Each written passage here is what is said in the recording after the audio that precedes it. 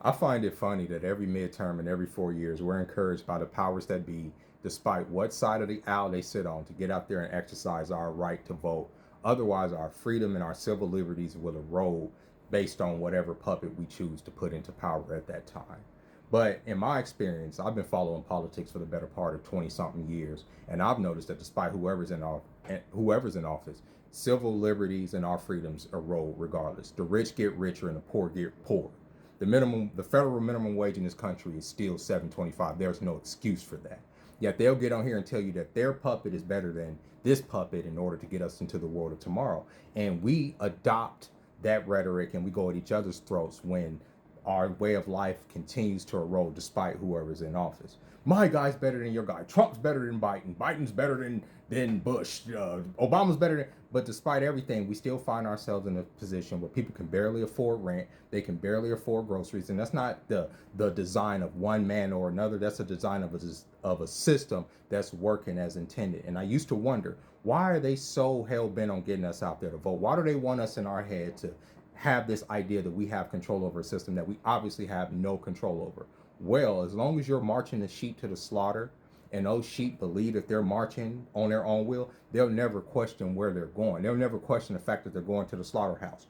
Left foot, right foot, left foot, right foot. As long as you're marching to the beat of their drum, it doesn't matter. You don't think that there's an option outside the path and you just go on toward 2030 towards the goddamn slaughterhouse. These people, this puppet class, this Epstein class, serve themselves. But yet I still see people in this day and age, despite the fact that the Epstein lists haven't come out, despite the fact that nobody has been held accountable for the egregious crimes that we know that were in those files, we still sit up here picking this man over that man.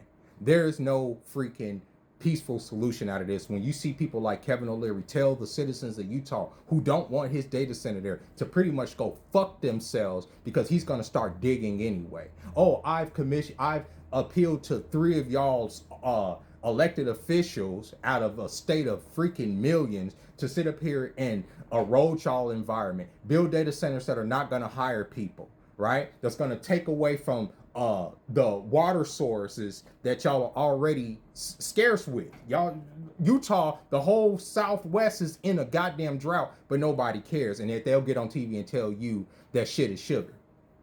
At some point, y'all have to wake up and realize that your vote don't matter. It's an illusion of fucking choice that makes you go at each other instead of going at them. Because if you stop arguing about who's the better man or woman in these positions of power and start demanding fucking results for these people, or else, not just, oh, you're gonna get voted out, or else, if y'all gonna get up here and y'all gonna rob the people, there should be an or else to that.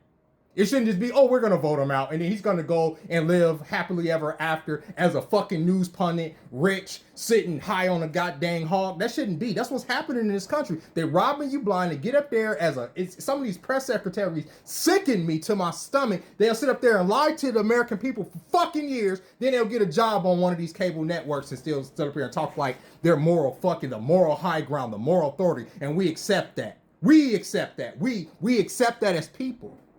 So you can't be mad at them when they're telling you, when the president get up there and say, oh, I don't give a fuck about y'all's financial situation. I don't think about that. The only thing I care about is Iran. The only thing I care about is my allies in the Middle East. Fuck the people that voted me into office, right? Because there's no consequences for fucking the American people. There's no consequences for them robbing us blind. There hasn't been. All we do is say, oh, we're going to vote him out of office. We're going to work within the system, within the framework that they've provided for us to take power out of their hands. You think they're going to they're going to guide you towards the power that's going to take power out of their hands? No.